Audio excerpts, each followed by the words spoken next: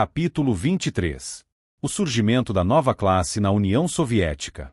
Após a Revolução de 1917, na Rússia, uma das primeiras decisões do Conselho Superior da Economia Nacional foi a respeito das condições de gestão das fábricas apropriadas à burguesia e as modalidades de designação dos novos dirigentes.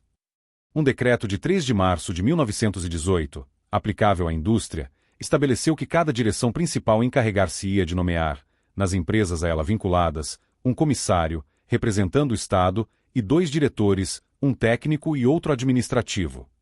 Somente as decisões do diretor administrativo poderiam ser contestadas pelos comitês de fábrica. Nas empresas nacionalizadas, as decisões dos comitês de fábricas deveriam ser submetidas à aprovação de um conselho econômico-administrativo, no qual, contrariando o que estava previsto, os operários não poderiam ser maioria. A prática de nomear os diretores das fábricas por um organismo administrativo central passou a ser criticada pelos dirigentes sindicais, membros do partido, como uma violação dos princípios firmados nas teses de Abril, de Lenin, segundo os quais os funcionários não deveriam receber um salário superior ao salário médio dos operários e deveriam ser por eles escolhidos e destituíveis. Lenin argumentou, no seio do CC, que essas seriam medidas provisórias, impostas pela necessidade de pôr em andamento as empresas e lutar contra o estado de deliquescência do poder proletário na vida prática. Lenin considerou indispensáveis essas medidas, pois as condições existentes não permitiam, ainda, ao socialismo, progredir à sua maneira, por métodos soviéticos. Em seu livro Esquerdismo, Doença Infantil do Comunismo, publicado em maio de 1918, Lenin, referindo-se às críticas ao fato de antigos capitalistas serem nomeados para cargos de direção nas fábricas, argumentou que os operários sabiam perfeitamente que 99% dos organizadores das grandes e gigantescas empresas, trustes ou outros estabelecimentos, e também os melhores técnicos, pertenciam à classe capitalista. Mas são precisamente eles que nós, do Partido Proletário, devemos empregar enquanto dirigentes do processo de trabalho e da produção, pois não há mais ninguém que conheça a organização da produção, na prática, por experiência. O 9º Congresso do Partido, março de 1920, confirmou essa orientação de ter para a administração e a organização do Estado, homens habituados à técnica de administração, dotados de uma experiência econômica e governamental. Esses homens nós só podemos recrutar na classe que nos precedeu. O 9º Congresso também determinou que, daí em diante, os comitês deveriam dedicar-se, essencialmente, às questões de disciplina de fábrica, de propaganda e de educação dos trabalhadores. O princípio de uma ampla elegibilidade pelas bases, preconizado nas teses de Abril, foi substituído pelo da seleção cuidadosa, que Lenin julgava indispensável à organização, à indústria e comércio. Assim, cada vez mais, tomaria corpo um conjunto de concepções antagônicas ao marxismo, dando origem, se bem que ainda de forma embrionária, a uma nova classe de possuidores em substituição à antiga, derrubada pela Revolução, a burguesia estatal, que passou a apropriar-se, como faz até hoje, de uma parte da mais-valia produzida pelo proletariado. Um decreto de 21 de fevereiro de 1919 consolidou a aplicação de uma escala geral de salários, fixando o salário mínimo em 600 rublos e o ordenado máximo para pessoal administrativo altamente qualificado em 3.000 rublos. Essas medidas adotadas com relação aos salários dos altamente qualificados foram rapidamente estendidas a outros trabalhadores responsáveis. Em abril de 1919, um novo decreto fixou os salários dos trabalhadores políticos responsáveis, decidindo que os comissários do povo, os membros do Comitê Central Executivo de toda a Rússia e alguns outros destacados funcionários receberiam 2.000 rublos por mês, o que significou lançar às calendas a regra, estipulada antes da Revolução, segundo a qual os membros do partido não deveriam receber um salário superior ao dos operários. A depreciação dos salários em dinheiro deu lugar ao desenvolvimento de outras formas de desigualdades. Assim, os engenheiros, especialistas e administradores passaram a atribuir-se diversas vantagens materiais. O mesmo ocorreu no Exército Vermelho, onde os oficiais, em sua grande maioria oriundos do antigo exército czarista, obtiveram uma série de privilégios, não apenas no que se refere aos salários, mas também sob a forma de alojamentos especiais, alimentação diferente da dos soldados, etc. Em 1920 outra forma de emulação foi implantada. Foram instituídos os prêmios em espécie, constituídos por produtos alimentícios e até parte da produção das fábricas. Posteriormente, a NEP, Nova Política Econômica, já sob Stalin, consolidaria essas relações de distribuição e instituiria outros prêmios, em dinheiro, aos diretores, engenheiros-chefes, etc. Dessa forma, constituiu-se concretamente uma burguesia estatal, que deu origem a uma nova classe, a nomenclatura. Malgrado tudo isso, que hoje é público e notório, muitas pessoas indiferentes aos fatos e os partidos comunistas ocidentais continuam a identificar a União Soviética com o socialismo. No entanto, os dirigentes dos partidos comunistas ocidentais, convencidos de que a equação URSS-socialismo funciona como uma contrapropaganda, empenham-se em assegurar aos trabalhadores de seus países que o socialismo que pretendem construir será diferente do modelo soviético, será um socialismo nacional ou socialismo moreno. As explicações relativas ao como e porquê, no entanto, são sumárias, apelam para as características das situações concretas e para a psicologia dos povos, e nada tem a ver com a análise científica preconizada pelo marxismo. Só convencem aqueles que desejam ser convencidos. O Comitê Central do agora legal Partido Comunista Brasileiro, por exemplo, afirma que o PCB é um partido profundamente nacional, democrático e internacionalista. Folhas 220 da publicação Uma Alternativa Democrática para a Crise Brasileira, como foi denominada a resolução política aprovada no 7º Congresso, e Giocondo Dias, secretário-geral do partido, não se cansa de dizer que o socialismo em nosso país terá características brasileiras, buscando, dessa forma, desvincular-se, perante a opinião pública, da equação URSS-socialismo. No suplemento Cultura número 25, encarte ao jornal O Estado de São Paulo, de 30 de novembro de 80, o jornalista Frederico Branco comentou o livro Nomenclatura, palavra que designa a classe dos novos privilegiados da União Soviética, uma aristocracia que dispõe de um poder sem precedentes na história, pois encarna o próprio Estado soviético. Como essa classe se constitui e qual o seu poder atual é o tema de Nomenclatura, livro de autoria de Mikhail Voslensky. Voslensky nasceu na União Soviética em 1920, foi o intérprete soviético oficial nos processos de Nuremberg e integrante do Conselho do Controle Aliado na Alemanha. A partir de 1950, trabalhou em Moscou em estreito contato com o Comitê Central do Partido. Em Praga e Viena, representou a URSS no Conselho Mundial da Paz. Regressando a Moscou, assumiu responsabilidades diversas como representante da Academia de Ciências, foi secretário da Comissão de Desarmamento e vice-presidente da Comissão de História do URSS-RDA, professor de História na Universidade de Amizade dos Povos Patrício Lumumba. Na década de 70, durante uma estada no Ocidente, solicitou e obteve asilo. Hoje é cidadão austríaco. Eis um resumo do comentário sobre nomenclatura. Quem manda, realmente, na União Soviética? A resposta a esta pergunta, que há muito fascina e intriga o Ocidente, converteu nomenclatura num instantâneo best-seller. O interesse suscitado pela obra de Mikhail Voslensky é plenamente justificado, pois ela se situa entre aquelas que contribuíram para elucidar o mistério que prevalecia no Ocidente em relação à União Soviética e particularmente com respeito à nova classe que Milo Vandilas identificou, cuja ascensão George Orwell converteu numa amarga fábula para adultos, que Solzhenitsyn denunciou e que inspiraria a Harrison Salisbury o pungente desfecho de Black Knight, White Snow. O sucesso de Nomenclatura resulta da revelação pormenorizada e completa dos extraordinários privilégios de que desfruta a nova classe dirigente soviética. Contudo, muito mais relevante é a análise acurada do sistema implantado na URSS em 1917 e sua progressiva degenerescência nos anos que se seguiram. Sua qualidade especial deve-se a uma rara e dupla condição, a de historiador profissional e a de alto funcionário do CC do PCUS, e, portanto, antigo integrante da própria nova classe que analisa em sua obra. Voslensky situa a origem da nomenclatura nos acontecimentos de outubro de 1917, quando o pequeno grupo de bolchevistas liderado por Lenin assumiu o poder absoluto na Rússia. Ele aponta a gênese da nomenclatura nas circunstâncias especiais do próprio golpe de Estado leninista, cujo principal resultado, com que nos deparamos, longe de ser a sociedade sem classes da teoria marxista, é a própria nomenclatura, a nova classe de 250 mil integrantes, 1/1000 da população soviética, que dispõe de poderes de vida e morte sobre todos e que tudo decide na URSS, da invasão do Afeganistão ao diâmetro dos ilhoses dos calçados populares, passando pela seleção do chefe do governo e pela triagem dos cidadãos que serão ou não autorizados a viajar para o exterior. A origem da nomenclatura é indesligável da decisão original de Lenin, nos termos da qual a constituição do novo regime deveria ser dirigida, supervisionada e controlada, ao longo de todo o processo, por uma minoria, um grupo de elite formado por revolucionários profissionais, o partido. E foi sua vontade que prevaleceu em 1917, quando a minoria de líderes bolcheviques, empolgando e comandando uma imensa massa de militantes e simpatizantes, derrubou o governo provisório implantado pela Revolução de Fevereiro que depôs o regime czarista, erradicou os demais partidos, agrupamentos e formações políticas. Controlou os postos-chave da nação e assumiu todo o poder, passando a exercê-lo com absolutismo. A partir desse momento iniciou-se o longo processo de degenerescência do regime que nascia, com a instauração da chamada ditadura do proletariado.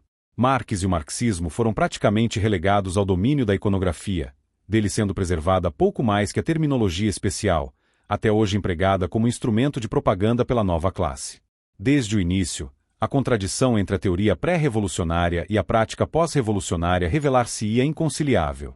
De conformidade com o elementar princípio da teoria marxista, em não havendo dominação de uma classe sobre outra, o Estado tende a perder sua função e a desaparecer. Contudo, nunca se teve conhecimento de Estado tão poderoso quanto o soviético. A razão de seu poderio é mais do que evidente. O Estado não desapareceu na URSS, como teoricamente deveria ter acontecido, simplesmente pelo fato de a erradicada classe dominante czarista ter sido imediatamente substituída pelo embrião da que a sucederia no poder, constituída pelos revolucionários profissionais leninistas que, em nome dos operários, soldados e camponeses que pretendiam representar, apossaram-se de todos os meios de produção e instauraram uma ditadura que recorreria ao emprego sistemático do terror em grande escala como seu principal instrumento de controle e domínio. Depois de assumir o poder e consolidar o novo Estado, os bolchevistas continuaram falando como marxistas, embora a essa altura já fossem mais leninistas, ou pragmáticos, para recorrer a um eufemismo em moda, do que qualquer outra coisa. Valiam-se da terminologia marxista para alcançar seus próprios desígnios, ajustando a teoria à prática e não está aquela, para perpetuar-se no poder em nome de uma alegada ditadura do proletariado. É essa minoria de ativistas que remodelou o Estado e as instituições à sua própria imagem. A massa de militantes, desde o primeiro momento, não coube mais que executar as ordens que emanavam dessa elite. E é sob o enganoso manto de fantasia do marxismo que se instaurou a nova ordem, os modestamente designados comissários do povo enfeixaram poderes mais amplos do que qualquer ministro burguês. A repressão da polícia política tornou-se incomparavelmente mais brutal, impiedosa e eficiente do que a Ucrânia czarista. A esporádica censura da Rússia imperial foi substituída pela soviética, ampla, geral e restrita. Totalmente revelia da nação, a minoria dos revolucionários leninistas passou a governar com mão de ferro e é nela que se situou o embrião da classe dominante que substituiria a czarista. Mas os anos de poder dos velhos bolcheviques foram curtos. Eles só conseguiram mantê-lo até a morte de Lenin. A partir daí, Stalin, mais um aparati consumado do que um bolchevista, estabeleceu as verdadeiras bases da atual nomenclatura, a nova classe dominante, exterminando impiedosamente seus principais rivais na luta pelo poder, que eram justamente os remanescentes da velha guarda leninista. O processo é de uma simplicidade brutal. Os comunistas convictos, diz Voslensky, foram substituídos, à frente da sociedade, pelos que se intitulavam comunistas. Sobreviveram apenas aqueles que se ajustaram às imposições da nomenclatura.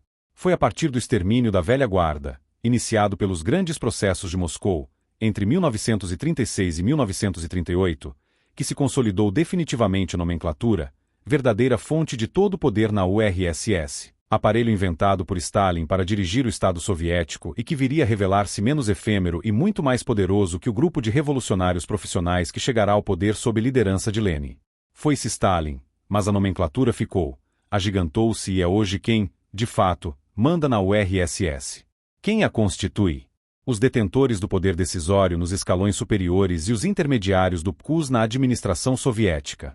É a nova classe que se perpetua selecionando seus próprios integrantes por um processo especial de cooptação, organizado não em função do perfil político de seus membros, pois há muito marxismo passou a valer apenas da boca para fora na URSS, mas da fidelidade absoluta ao grupo e aos interesses particulares de seus componentes. Sua dinâmica e motivação é o próprio exercício do poder em todos os níveis. E a posição dos nomenclaturistas é inalienável, garantida por uma seção especial da KGB, a nona administração, parte integrante e importante da própria nomenclatura. A importância dessa nova classe é revelada pelo seu poder, ainda mal avaliado no Ocidente. Foi jogando com a nomenclatura que Stalin consolidou sua supremacia. Foi ela que afastou Malenkov da luta pelo poder que se seguiu à morte de Stalin. Foi por ter contrariado a nomenclatura, pretendendo transferir parte de seus poderes para a administração regular do Estado, que Khrushchev, embora por ela empossado e sustentado, foi sumariamente deposto e aposentado. Foi por intermédio dela e como sua expressão que Brezhnev ascendeu ao posto máximo da hierarquia soviética, e depois de Brezhnev, Andropov, e, depois de Andropov, Chernenko, e depois de Chernenko, Gorbachev, e depois de Gorbachev caberá a ela designar seu sucessor. E qual seria a chave desse extraordinário poder da nova classe soviética? Trata-se de uma questão bastante simples. Ao contrário do que ocorre geralmente no Ocidente, onde a riqueza é a fonte principal do poder, na URSS é o poder que gera, para a nomenclatura, os privilégios da riqueza. Seus integrantes, embora não sejam ricos, detêm o poder. Isso lhes permite viver como se fossem ricos. Dinheiro é algo que raramente faz falta aos nomenclaturistas. Eles e suas famílias dispõem, gratuitamente, de tudo que em outras condições teria de ser comprado com dinheiro: confortáveis apartamentos nas cidades, suntuosas dachas no campo, automóveis com motorista, provisões de alimentos finos e iguarias praticamente desconhecidas dos cidadãos comuns, que adquirem a preços simbólicos em armazéns e cantinas especiais, acesso a lojas exclusivas, fechadas aos demais cidadãos, onde podem obter a preços insignificantes produtos de luxo importados do Ocidente. Viagens em primeira classe, dentro e fora do país, servidores domésticos, instituições de ensino especiais para seus filhos. À medida que ascendem na hierarquia da nova classe, crescem também seus poderes. São os nomenclaturistas que dão a última palavra no funcionamento da máquina burocrática do partido e da administração. Sua decisão final é a que prevalece sobre tudo e sobre todos. Essa soma inaudita de poderes, no entanto, não basta para satisfazer os apetites da nova classe, que parece condicionada por uma fome antiga. A medida desse apetite voraz é revelada por notórios processos de corrupção que, vez ou outra, rompem a barreira da censura e chegam ao público. Alguns dos mais conhecidos são os casos de integrantes da nomenclatura que vendem postos hierárquicos correspondentes a parcelas do poder. Na Geórgia, por exemplo, um posto de procurador distrital custava o equivalente a 2,4 milhões de cruzeiros. Uma vaga na Academia de Ciências do Azerbaijão tinha um preço ainda mais alto, fixado pelo vendedor da nova classe, 4,5 milhões. Já o posto de diretor de um instituto de ensino superior em Moscou, posição muito cobiçada, pois dava acesso aos quadros superiores da hierarquia, foi negociado por 16 milhões. E o que acontece quando o tráfico de influência de um nomenclaturista é denunciado? Quase nada. A classe é imediatamente mobilizada em defesa do associado em causa. E quando este é sancionado, a punição, na pior das hipóteses, é branda: transferência temporária para uma das repúblicas orientais da URSS, no exercício de função equivalente, sem qualquer prejuízo de regalias ou privilégios. Os paralelos entre a antiga aristocracia czarista e a nova classe são muito estreitos, especialmente no que diz respeito aos direitos adquiridos e à hereditariedade. Os filhos dos nomenclaturistas têm tutores pagos pelo Estado, frequentam escolas especiais e exclusivas, e após concluírem o currículo escolar, são designados para excelentes postos na administração interna, na KGB, nos institutos civis e militares mais prestigiosos, na diplomacia ou na hierarquia do PQUS. Trata-se de um processo já tradicional. Se Vasily, o filho alcoólatra de Stalin, já era, aos 30 anos, tenente-general e comandante da aviação na região militar de Moscou. Se Alexei Adzubei, genro de Khrushchev, foi nomeado diretor do Izvestia. Se Nikonov, genro de Molotov, tornou-se um dos redatores-chefes do Comunist, órgão teórico do Comitê Central do PQUS, é natural que, de acordo com o sistema, Yuri, filho de Brezhnev, seja diretor de uma importante seção da Academia de Ciências da URSS. Que Ludmila, filha de Alexei Kosygin, seja diretora da Biblioteca Estatal de Literatura Estrangeira. Que Mikhail, filho de Anastas Mikoyan, seja o redator-chefe da prestigiosa revista América Latina, responsável pela orientação da política soviética para o hemisfério. Assim como os aristocratas da velha ordem legavam riquezas a seus descendentes, os nomenclaturistas legam a seus filhos o poder que, na União Soviética, corresponde à riqueza. Os paralelos entre a velha e a nova classe não ficam nisso. Quem comanda as regiões administrativas do PQUS, correspondentes aos antigos e imensos feudos, são os representantes locais da nova classe. E se os senhores feudais só respondiam ao soberano, os novos senhores só prestam contas à própria nomenclatura. Tudo mais lhes é subordinado, e ao seu controle não escapam sequer os organismos de segurança interna e as forças armadas. A KGB é dirigida por nomenclaturistas altamente qualificados. Os altos privilégios de que gozam os oficiais superiores e generais são vitalícios e continuam sendo desfrutados mesmo após a passagem para a reserva. Por outro lado, tanto no serviço ativo quanto na aposentadoria, são inteiramente supervisionados por comissários políticos, também da nomenclatura, encarregados de manter a oficialidade sob vigilância e controle permanentes. Mas os notórios privilégios e poderes detidos pelos membros da nova classe não suscitariam grande descontentamento entre os cidadãos soviéticos comuns, em sua imensa maioria mal pagos, mal alojados, mal alimentados, compelidos a enfrentar imensas filas diárias para a aquisição dos mais ordinários artigos de primeira necessidade. Menos que ressentimento, a posição especial dos representantes da nomenclatura suscita entre os cidadãos soviéticos a ambição. Assim como o sonho do trabalhador ocidental é converter-se em milionário, o do russo é ganhar acesso ao mundo mágico da nomenclatura. Tal ambição corresponde plenamente aos interesses e à segurança dos próprios nomenclaturistas, uma vez que os que não pertencem à nova classe desejam, acima de tudo, integrá-la.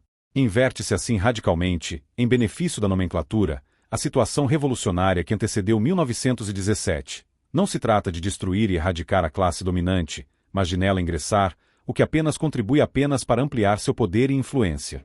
O que levaria os representantes da nova classe soviética a continuar apresentando-se ao mundo como comunistas e, mais ainda, como marxistas. Quanto mais não seja, isso lhes permite esperar que o resto do mundo continue convencido de que o regime soviético é comunista e marxista e, consequentemente, condicionado e limitado em sua ação pelos próprios dogmas, princípios e normas básicas. Esta suposição, ainda levada a sério no Ocidente, é a grande vantagem que a nova classe soviética, sem princípios, sem normas, sem dogmas, motivada exclusivamente pelo exercício do poder, ainda detém. E é o que leva a apresentar-se como que nunca chegou a ser, isto é, como comunista e até mesmo marxista.